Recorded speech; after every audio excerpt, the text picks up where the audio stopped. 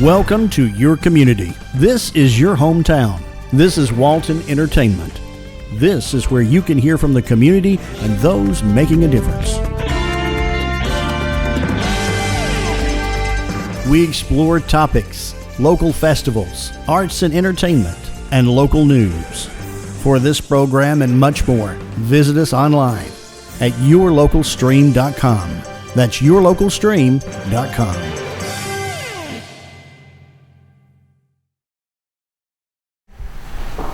Hello, we're in Loganville, Georgia, and we are here at Homecraft Gutter Protection, and I'm here with Aaron, Steve, and Carrie. I want to welcome you guys and congratulations on your new location here in Loganville. We're glad to have you. Before I go any further, or I let you guys go any further, I'm going to let Miss Christie with the City of Loganville. Okay. On behalf of the City of Loganville, I would like to welcome you here. We are glad that you chose Loganville to be your home, and we wish you much success.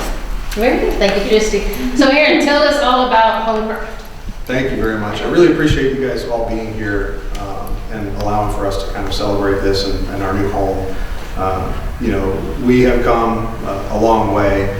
Stephen and Carrie Cochran, the founders of our company, this was something that they dreamed about for a while. Here in the last few years, the growth of our company has just been exponential. The people that you see kind of in here are just some of our local officers that work here at the Loganville office. Right now, we currently have 12 offices in 9 states in the United States. Coming from 2018, in the beginning of that year, we had 3 offices. We actually doubled those offices by the end of the year with 6 offices. We actually grew the company then at that point to a $3 million office or a $3 million company. In 2019, we actually doubled that number of offices. We also tripled our business. This past year, at the end of the year, 12 offices and just grossing under $27 million for our company. Super proud of our team. Everywhere that we've been has just been phenomenal. The support that we get from the local cities and the counties are phenomenal. We're very excited to be a part of this one as well. This is kind of home for a lot of people in our organization. And most of our families live right up the street, so we're just happy to be here, and we're thrilled, and we just can't say enough good things about the company and these 2 gentlemen here and the opportunities that they've given to all of us. We just hope that we're a blessing to this community, and we just really want to, do everything that we can to make our mark. So we really appreciate everything. Now, do y'all install them all? Do you come, if you already have gutters, you come and you add the stuff to it? A little bit of everything, yeah, we do. So we'll do anything from cleaning gutters to repairing things. We'll install all new gutter systems, but our product that we're so proud of is our gutter protection. It's revolutionary. I mean, it's a terrific product, very cutting edge technology that we're very proud of, and something that Steve and Carrie both worked very hard to release. So it's something that we have that exclusive product that we can put on a house, and we know that people don't have to get up on a roof or up on a ladder anymore and clean. So, but it's been very good to us. That product has been very good to us and has allowed us to grow. Has allowed us to grow into multiple states, cities, and markets. So, yeah. Do either one of you have anything you want to add or anything? No, we're just glad to be with you. Hard to top that. So. I know, right? We didn't have to sit far.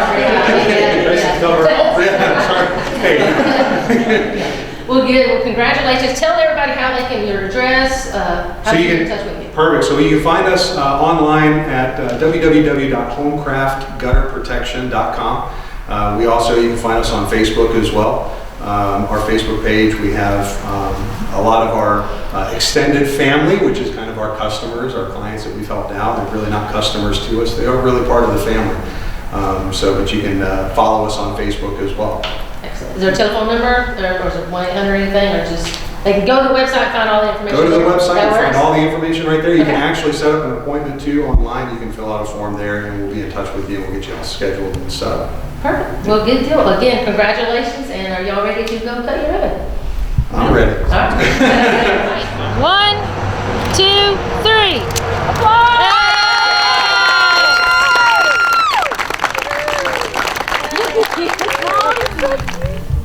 Hello, my name is Dawn Kinsey. I am an esthetician and a laser practitioner for Dermatology Associates of Georgia here in Monroe, Georgia.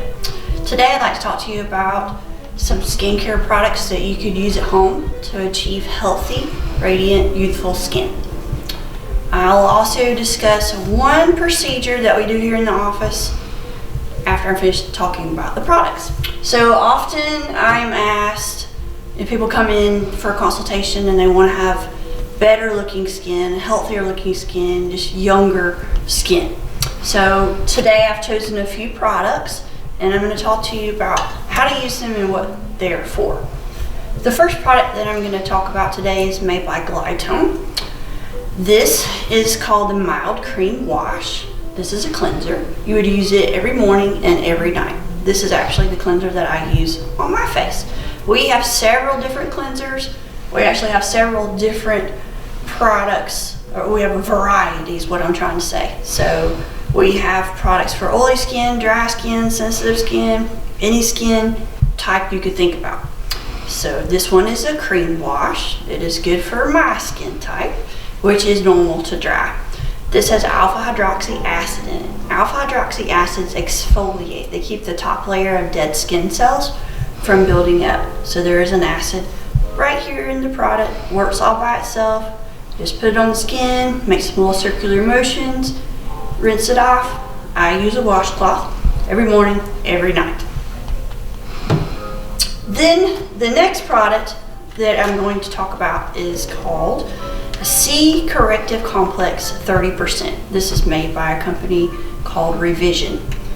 Vitamin C is an antioxidant. Antioxidants protect and prevent from future damage. So I often refer to this as my force field. So you have to think about this long-term protection, not something that you're going to use and then you're going to see results within about 3 weeks. It can brighten the skin. It can help with some pigmentation issues. But again, long-term protection is what this product will give you. This is my favorite vitamin C currently. This has other antioxidants in it as well, such as vitamin E. It also has some microbiome technology. So that is like, you know, when you eat yogurt and it's good for your stomach. There are some similar ingredients in this that are good for the skin. This product I use in the morning, right after I cleanse. Then we're going to talk about retinol. This is made by Skin Medica. We have many different forms of vitamin A. So essentially this is a derivative of vitamin A. You may have heard of retin-A before. This is a retinol, there's retrinol, all different forms. Different forms for different skin types. This originally was indicated for acne, but then they discovered it was also anti-aging. So I try to get all my all my patients on some derivative of vitamin A. You would use this at night. Sometimes in the beginning you can get a little irritation, maybe a little dryness, a little peeling, a little redness. That will subside. I always like to tell my patients, you know, I use retin-A every night and my face is fine. So you can do it every other night in the beginning if it gets to be too irritating, but you do need to use it on a regular basis. This will help with fine lines, wrinkles. It'll help some with pigmentation. This is probably our number one ingredient that we need to be using every day, or number one product. This is sunscreen. So sun is the number one aging factor.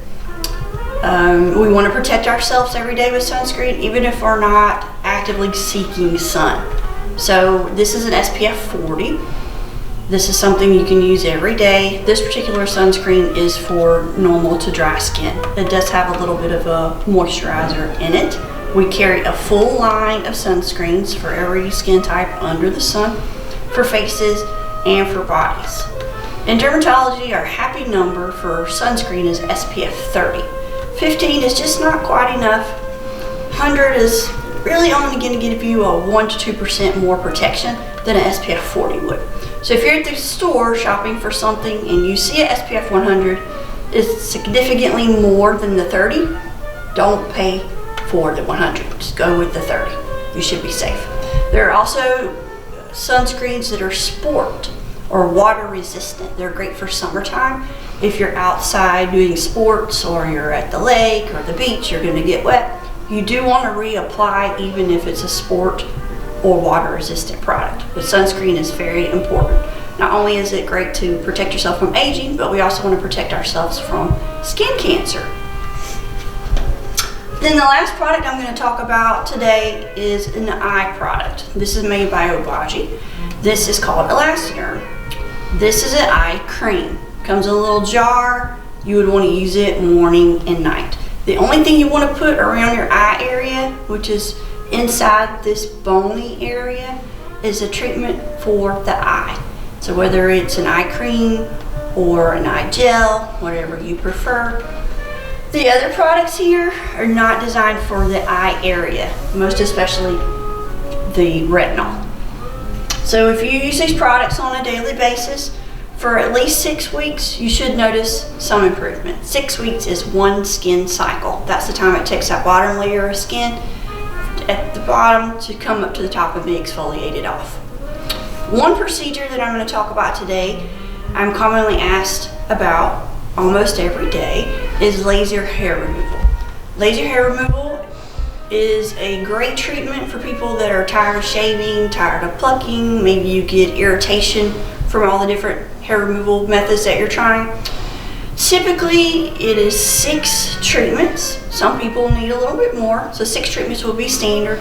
It depends upon the body area as to how often we're doing the treatment. For example, if you're having your face done, perhaps you have some unwanted hair growth on your face, we treat that area once a month. As we move down the body, it may be every 6 weeks to every 8 weeks. Consultations are recommended if you're interested in having laser hair removal. We use a laser that is called a YAG, which is safe for any skin color. The hair must be dark to be effective. We do have consultations available here in our office. You can reach us at 770-267-5877. I've been in the field since 1999, so I have 21 years experience. I'll be glad to see you here in our Monroe office. Thank you for watching. Hello, I'm Kenny Sargent with Keep Walton Beautiful in the Walton County Recycling Center. I want to thank everyone for tuning in. Here at the center, we're staying busy. Things are rolling right along to kick off the new year. One thing we are seeing that I want to, remind everyone, like I always do, it seems like, but it is just because I want to save everyone a trip out here, and then us having to turn you around. But we're still seeing a lot of shrubs and leaves and things like that, yard waste being brought out here, and we're having to direct you over to the inert landfill, which isn't far from us, so it's not that big a deal, but some people are, get a little frustrated when they get out here and aren't able to dump. So did just want to remind you that any kind of yard waste like that does need to go to an inert landfill.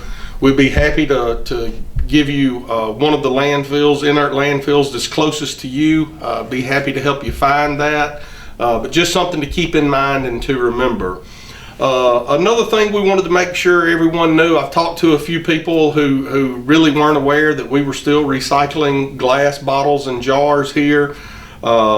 If your hauler at home does not accept glass in your recycling, please bring it here. We want to make sure that we're recycling all the glass we can here in Walton County. Glass is one of those things that never decompose. They'll be here for all of our lives. So we want to make sure we divert as much of it out of the landfills as possible.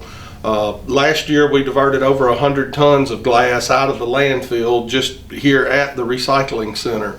So we want to continue to increase that amount of glass, keep it out of the landfills. A lot of our glass ends up in the landfill and there's really no reason for it. There's plenty of uses for glass scrap in the state of Georgia. So we want to make sure that we can provide as much as possible to that and keep it out of our landfills.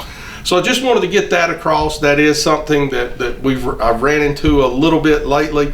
So just wanted to remind everyone, you can bring that stuff to us.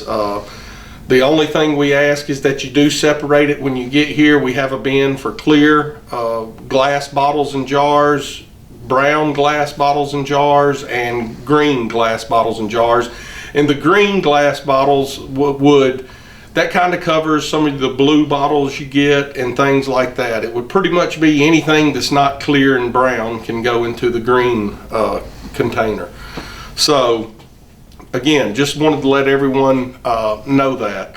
Some of the things we're looking at going forward, we're starting to think and prepare for some of our Earth Day events. We're looking forward to that. We didn't get to do some of those last year, so we're going to get back into those hot and heavy this year, and we're really looking forward to it.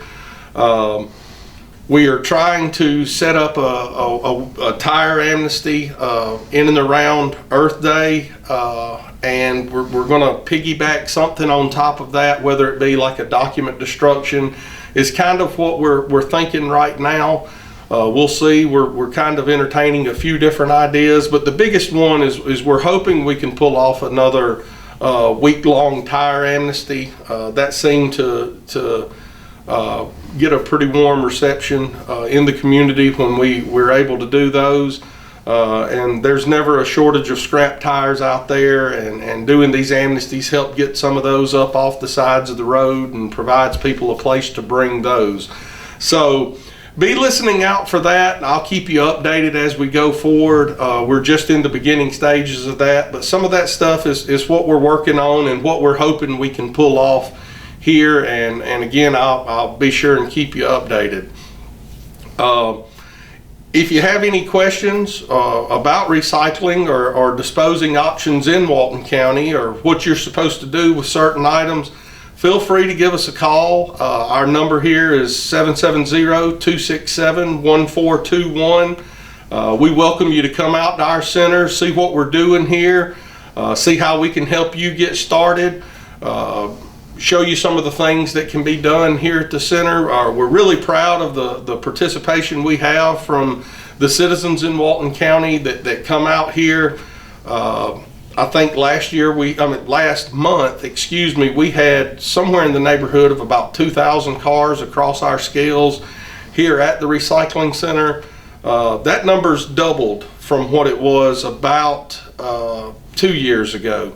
So we really have picked up business, and that's what we're here for. We want folks to know we're here. We want to help out any way we can.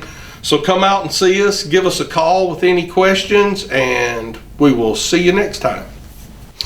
This is Paul Mullins, and I'm here today to give you the big picture. What is the Green New Deal? Well, let's look and see what it says on the website. It says that the Green New Deal is eliminating fossil fuels, which will get rid of hydrocarbons, which hydrocarbons are made from gasoline engines. And fossil fuel, for those of you that don't realize what fossil fuel is, it's gasoline, it's diesel fuel, it's kerosene, it's natural gas. Those are considered fossil fuels.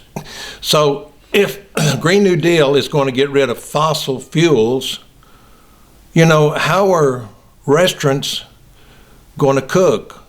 Most of the restaurants I know cook on either propane or they cook on natural gas. So what's going to happen there? When it comes to cars, remember it's getting rid of gasoline, and probably 95% of your cars today run on diesel fuel or gasoline.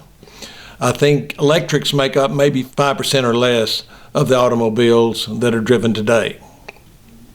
Now, if we eliminate the gasoline car and go to the electric car, here's what's going to happen. I drive an electric car. I've driven a Leaf for over 6 years, and I know all about electric cars. First off, your range is limited. Of course, each newer model comes with a longer and longer range. When the Leaf first came out with the Leaf, it was about a 78-mile range. And then it went to 82-mile range. My particular one was 2015. It came with a 86, 85, 86 mile range. And of course, as they get older, the batteries degrade, and so you don't have as much range. Now, that is based on you driving the car without air conditioning and without heat. So if you put your air conditioner on, it's going to lower that rate some. And if you put your heat on, wow, does it ever lower the rate. In the case of mine, it will go down about 20 miles range if you've got the heater going. And if it's a really cold day, because remember, batteries on a real cold day, you know, you go out to start your car and it usually goes, but on a real cold day, it might go roll. So, well, the battery has not got all the power that it should have on a cold day. And that's the same thing with an electric car. So on a real cold day, say it's 30, 25 degrees, it's not going to go as far as it would on a 75, 80 degree day. And then your heater really takes a lot out of the battery because it uses resistance wire, which is a wire that heats up and produces heat from your battery. So with all those things in mind, let's go to the electric car.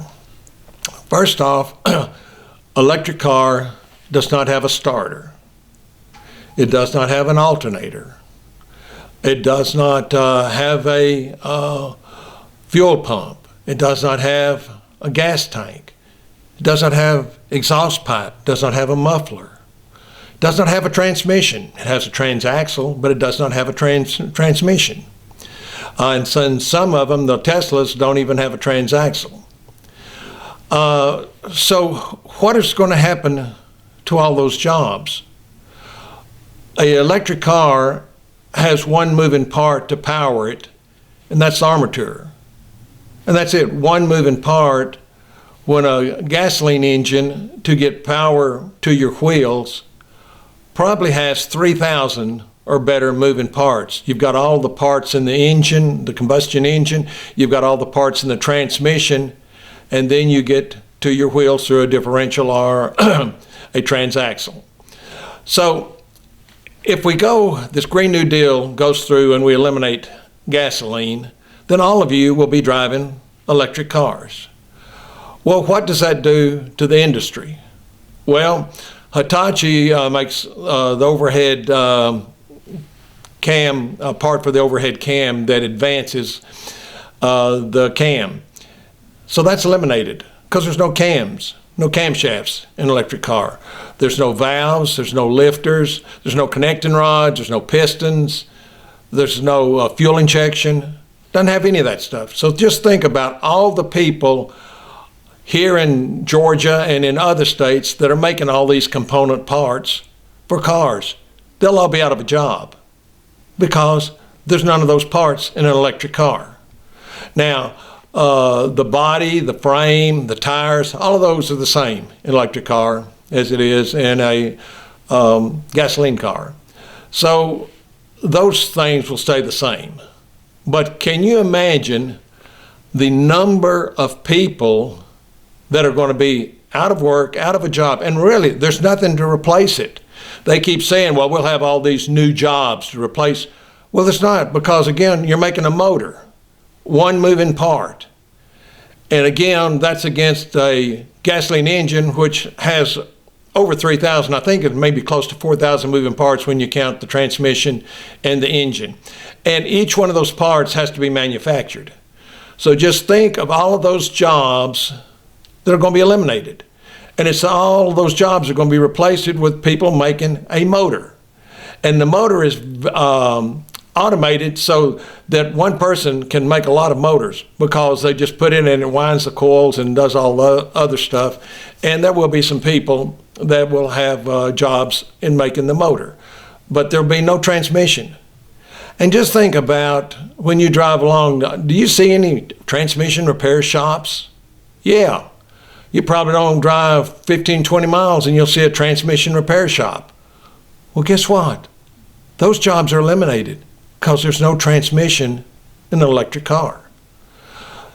Another thing is I've talked to some people and they say, oh, I'm going to drive my gasoline car till the wheels fall off of it. That doesn't bother me. I ain't going to drive no electric car. Well, you're going to be forced to, because there is talk of the surtax running gasoline up to $7 a gallon. So if you're going to pay $7 a gallon for gasoline, you're going to start thinking about, hey, this isn't the way to go. When you have to fill up your tank and it costs $100 or better every time you fill up your tank, you're going to think again about driving a gasoline car. Also, on a gasoline car, you've got oil changes. You've got filters to change. There's none of those on an electric car. You have no oil changes, no filters to change. So all the manufacturers of your filters, except for the cabin filter, they're out of a job. It's just amazing the ripple effect to the Green New Deal. And I'm just talking about cars on it. Again, a lot of your electricity is produced by natural gas now. And some of it is produced by coal. Those are fossil fuels. So are we going to go to solar, wind power? Well, solar, at the max you can say 12 hours a day, averaged over a year, about 12 hours of sun a day. Well, what you going to do at nighttime? Just shut down everything? What's going to happen? Well, something has to come in at night to provide you power. And wind power, say, oh, okay, we'll go to wind power at night. Well, I was up in the West Virginia mountains back in June of this year, or June of last year of 2020. And in the north West Virginia mountains, there are windmills all over the place. Just about every mountaintop has got windmills on it. Well, I was up there visiting, and I was up there 5 days. And you know that 2 of those 5 days, not a windmill was turning. There was not enough wind on top of the mountain to even turn the windmills. So what are you going to do on days like that when there's no wind and you've got an overcast day, it's raining all day, and you have no sunlight? What are you going to do? Are we going to go to the dark ages where we have power maybe one day and don't have power the next day? That's what the Green New Deal is all about, eliminating fossil fuel. So you really need to get the big picture, and I'm not telling you who to vote for, but when you vote for somebody, you need to see if they're for the Green New Deal or not. Because the Green New Deal is going to devastate our country. Just from the things I've said on the car industry. Not to mention the whole car industry will change over to all electric cars because they're going to eliminate the fossil fuel cars, which are the gas and diesel cars. Also trucks. Think about this. Trucks are going to be electric. And I will say this for an electric car and an electric truck. The torque is incredible. You just pull in a boat trailer or something like that with an electric truck, it can do it easy because it has a lot of torque. And on a gasoline engine, you have to get up to 2,000 or 3,000 RPMs for it to really get its maximum torque. On an electric motor, it's got torque right from the beginning. So if you'll ever go online and look at Tesla, drag racing, whatever the car is, it could be a BMW, could be a Porsche, whatever. And if they're gasoline, every case I've seen on YouTube is the electric car beats because of the torque. They can really move.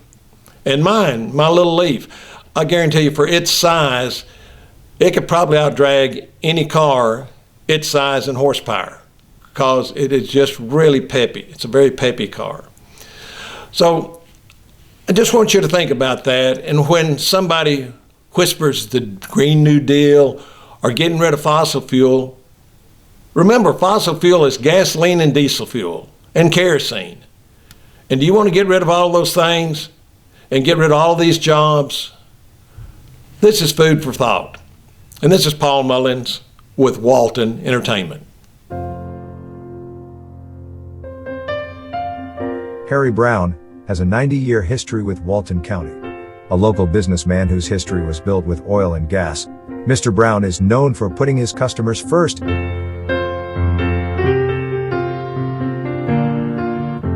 Recently, Walton Entertainment had the opportunity to sit down with Harry on his 90th birthday. I was born in 1930 out on what they call the John Deere farm.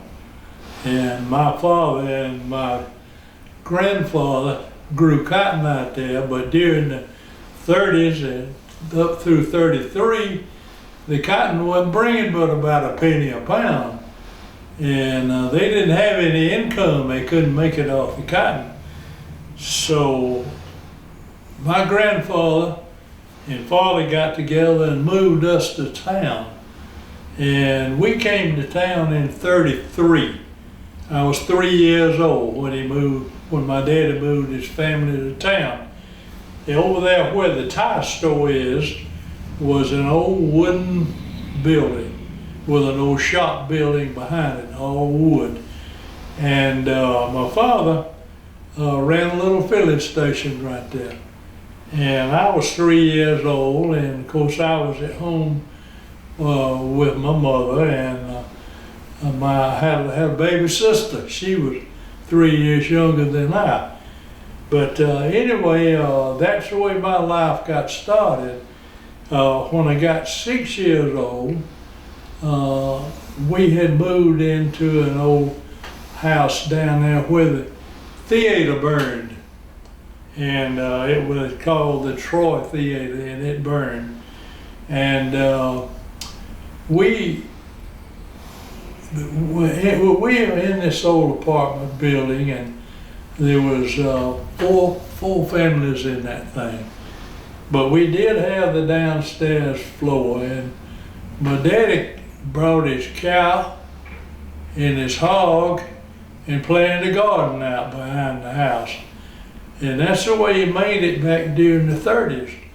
Well, and when I got 6 years old, around 36, started a school down on Church Street.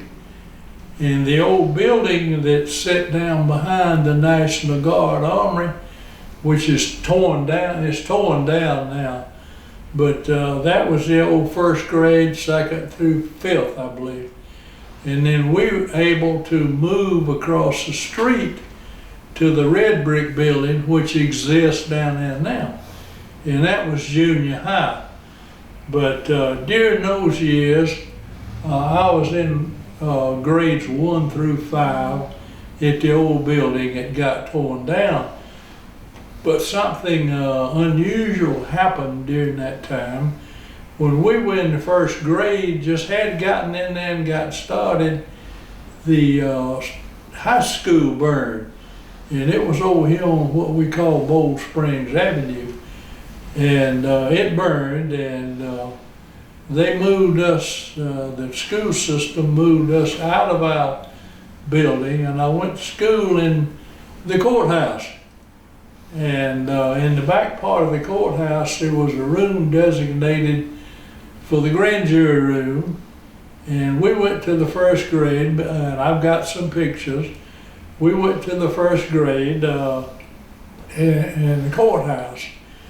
We went to the second grade at the First Baptist Church, and we went to the third grade over to the old Methodist church set on the corner, over here on the corner right across the street on that vacant lot where Scoops is across the street.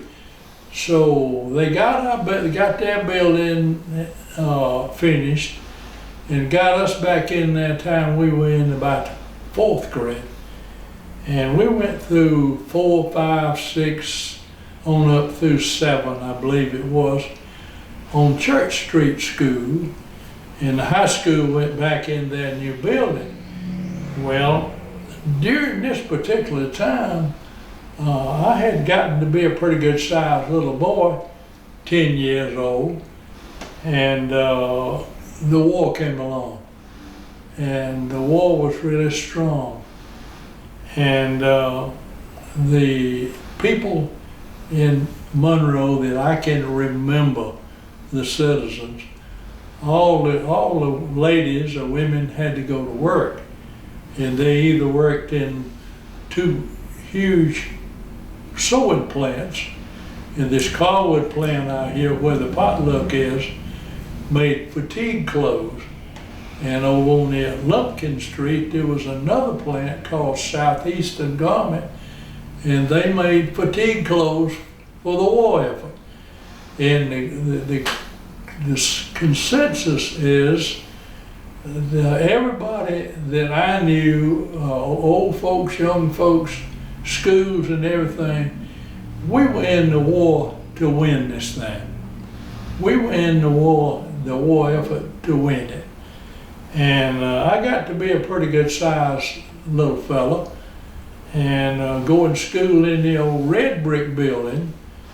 And over in high school, I would have to say I was 12 years old. They put all of us on the back of an old pickup truck and carried us over to the gymnasium. And the health doctor, who was a Dr. Thompson, gave us all a physical. And outside of there was the track. The track's still over there. And we had to do our calisthenics at 12.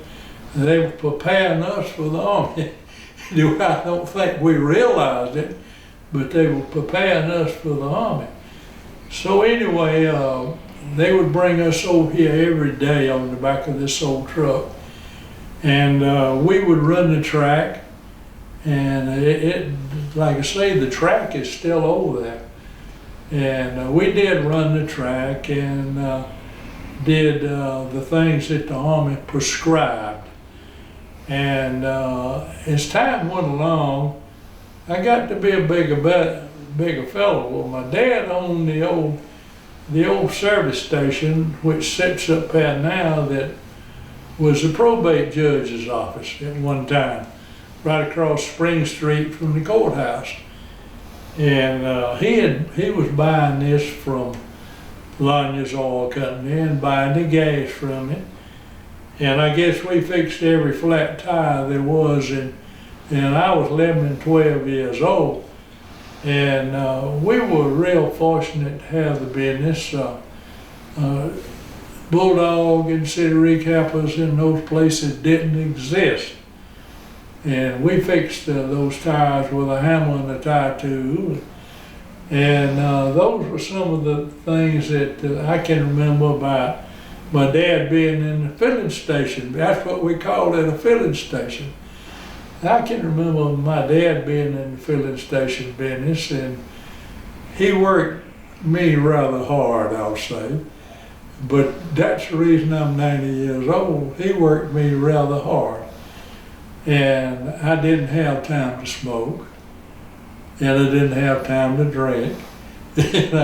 His theory of life was a whole lot of hard work for him and his son. But we did it. And anyway, to make a long story short, we were across the street, across Spring Street from the courthouse. And I knew the people in the courthouse. And but these are some of the years that I could remember that were great years. I can remember one thing that my wife called attention to this the other day. I can remember one thing that she called, but down at the First Baptist Church, I've always gone to church at the First Baptist Church. And they had, we called it August meeting. And that was revival in August. That was lay-by time for the farmers. Well, to make a long story short, there was 5 little boys that were in the Baptist church going to RAs, the Royal Ambassadors. And I enjoyed that very much. And out of the 5, all 5 of us joined the church. And I got to looking, got to thinking about it the other night, and out of the 5, I'm the only one left living. And I just I am thankful for that. And all my friends have passed away that joined the church. So I've been a member of the First Baptist Church since 1942. And that's one of the highlights of my life. It's still going. I've never moved out. I've never moved my membership. I've always been right there. And we've always run a filling station. And my life made a big turn during the war years. And all the people got up scrap iron and just did every way. And there was heavy going on the home front, because, like I say, everybody was in this thing to win, including my folks and myself and everybody. So went on and graduated from high school, and I was trying to think, I believe I graduated in 48 would be correct. And I can't remember some of the highlights about that, but I did start school over at the University of Georgia, and my father was in the Rotary Club, and he had a good friend that was a local doctor, and his name was Dr. Sam D. Freeze. He was an Army doctor, and he was forming a National Guard unit, and he wanted me to come and join.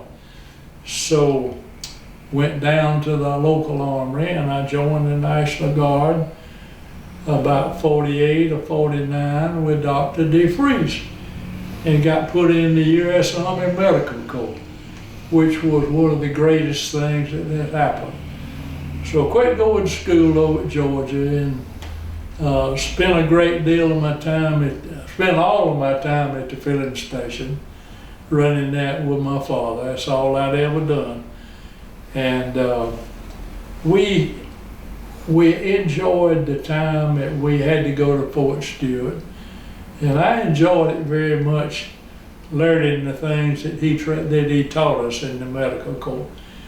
And I learned different things about sick call, and I watched him treat sick people, and we call them soldiers.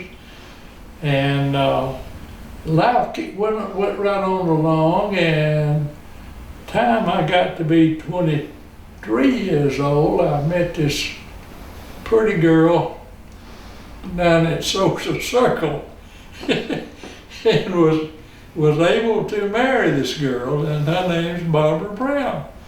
Well, anyway, we got married, and we raised a son and a daughter. And there was a time when the filling station didn't pay enough. And there was a time when the National Guard didn't pay enough, but Dr. DeFreeze, who was a colonel at that time, gave me some rank, and I made a master sergeant. And anyway, I had to have something else to help out with my income other than what the filling station paid. And I asked the county school superintendent about a school bus route. And he gave me the roughest route there was in Walton County, which was the Bold Springs route. And it was all dirt. And I was lucky. I had a new Ford truck with an old body on it. That's the way they did them. They bought the new chassis, we'll call it. And the roads up there were above Walker Park School was extremely red and muddy. Well, about the first time it came a big rain, I was in the ditch.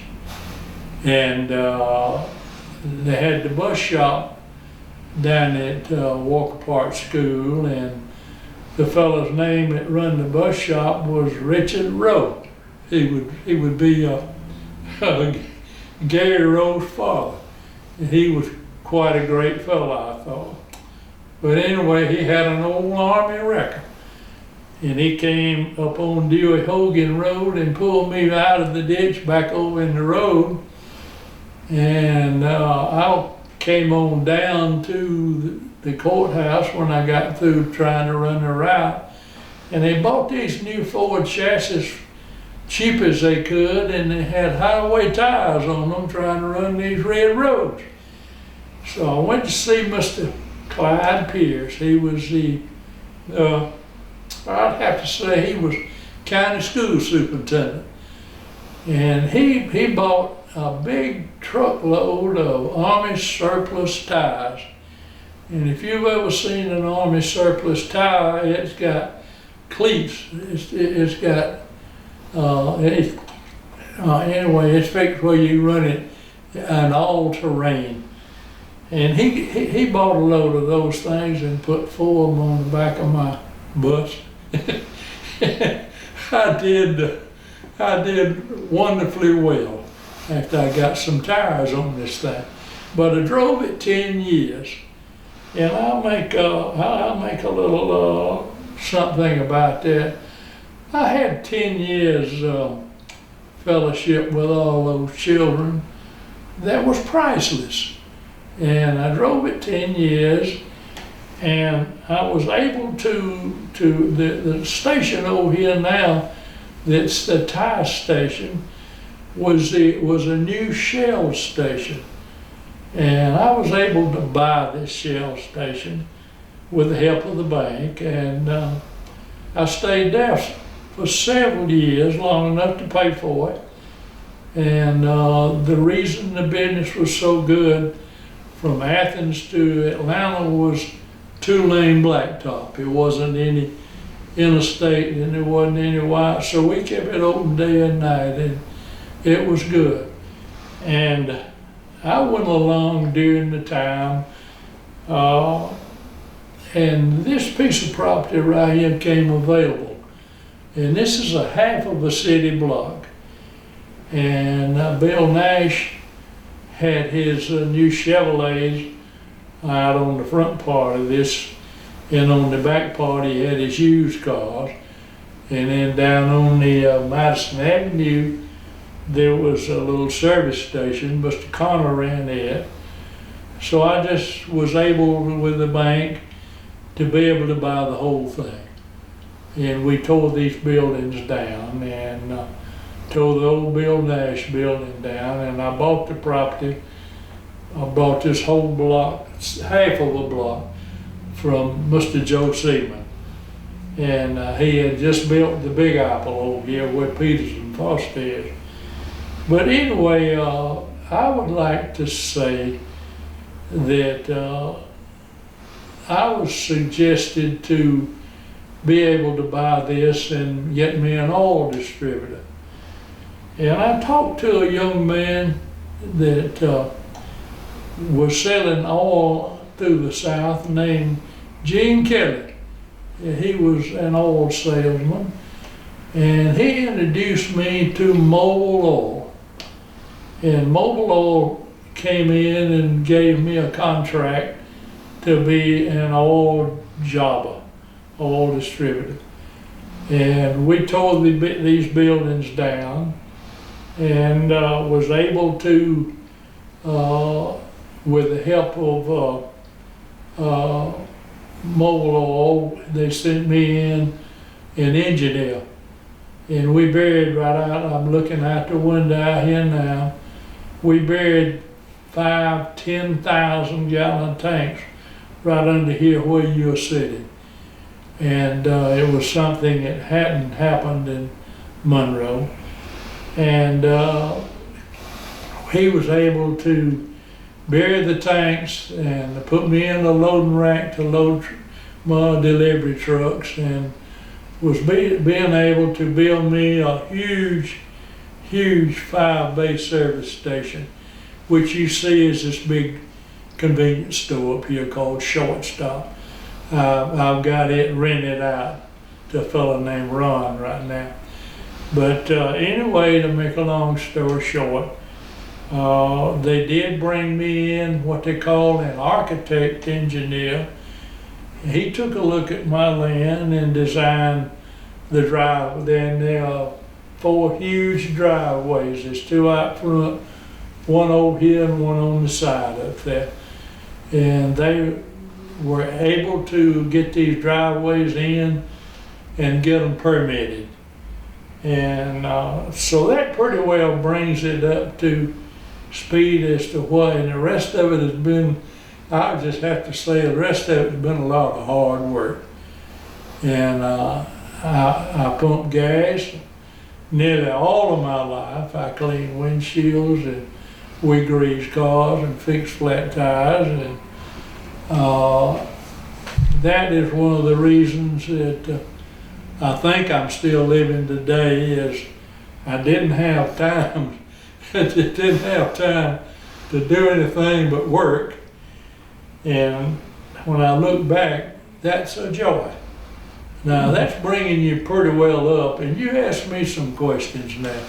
Okay, I see some plaques behind you. One of them says mobile, I see up there says Exxon Mobil Service Award for 25 years. Now, what was that about? Well, I was a Mobil Oil and Exxon merged. And when they merged, they made me a Exxon distributor. And I was the Exxon distributor through here, Exxon Mobil distributor for years. And then those were some of the things that you see. And one of them up here that I'm proud of, I was the chairman of the Georgia Oilmen's Association Board of Directors the year 2000. And that plat is up there, I believe. It's right behind me here. Yes. And so those are some of the achievements that we made during the years. And I was able to build this building, able to build what we call the super shop down there next to the Huddle House. I own half of the McDonald's store out here, which is the gasoline part.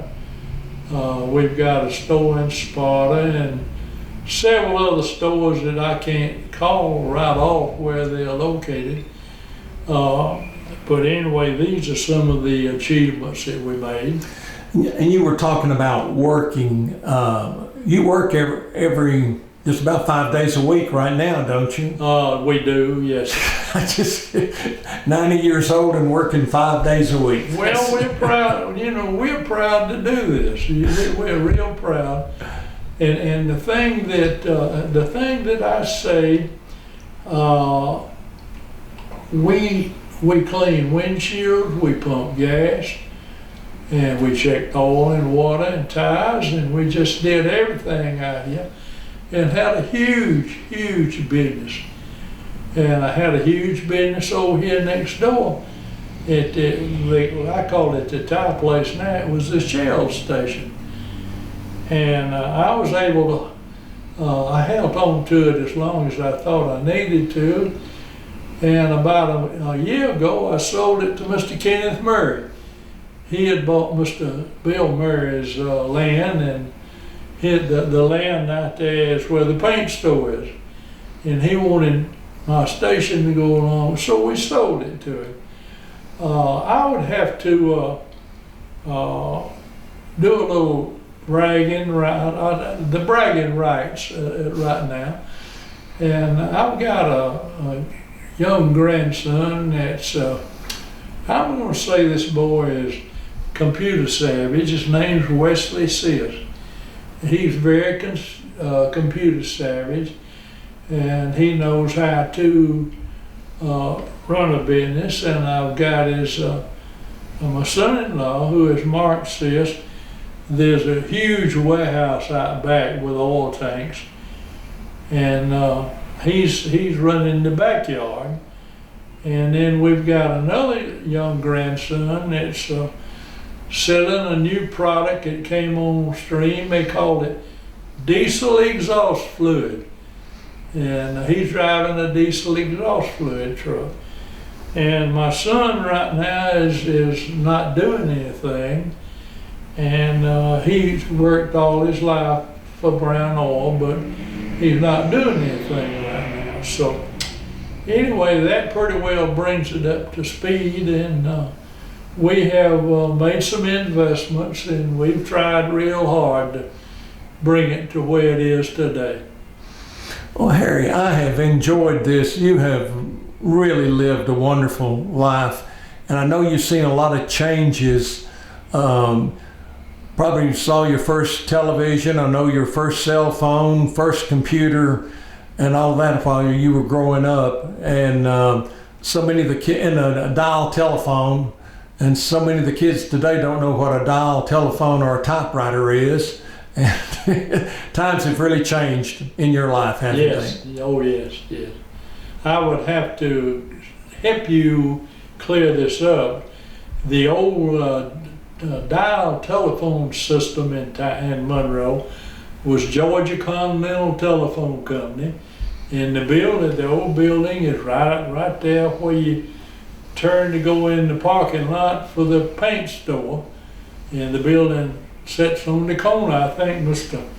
J. Briscoe had owned it at one time, but that's where the dial exchange was in there, and that was the biggest thing it was around at that particular time. Growing up, we did have dial telephones. That is great. Well, listen, I appreciate your time, and you do not look 90 years old. So you have taken, Barbara has taken good care of you. Well, she certainly has, and don't give her the big head now. Okay. Yeah, she claims a lot of credit to that. But I worked every day, and a lot of times we would work 7 days a week. And like I told you during the conversation, we kept these stations, this one and the one next door, open 24 hours a day. And I had a fellow that ran my night shift named James Pittman, and he was very good, and he passed away. He's been gone about 15 years, but he was quite a man, strong man, and he ran the night, and I ran it all day. Plus I ran the warehouse and ran these delivery trucks. And this back out here, there's 7 delivery trucks, and we've got 6 drivers, and one of these trucks is a spare. And we're awful proud of the business that we've got. And that is a very good accomplishment. That just shows what hard work can do. Well, hard work was one of the main things, and I can remember being a little boy. My father would get everybody in the house up at 5:30, and you got bathed up and got you a little something to eat, got to town, and got the filling station open. So that was my way of life all the way through. Creative artists can offer you a wide range of video production. Call the experts and discuss your project today, whether it's your special event or your company. Creative Artist, 770-267-7368. Creative Artist produces this program you're watching. Call Creative Artist today, 770-267-7368. Creative Artist. They'll put you in the spotlight.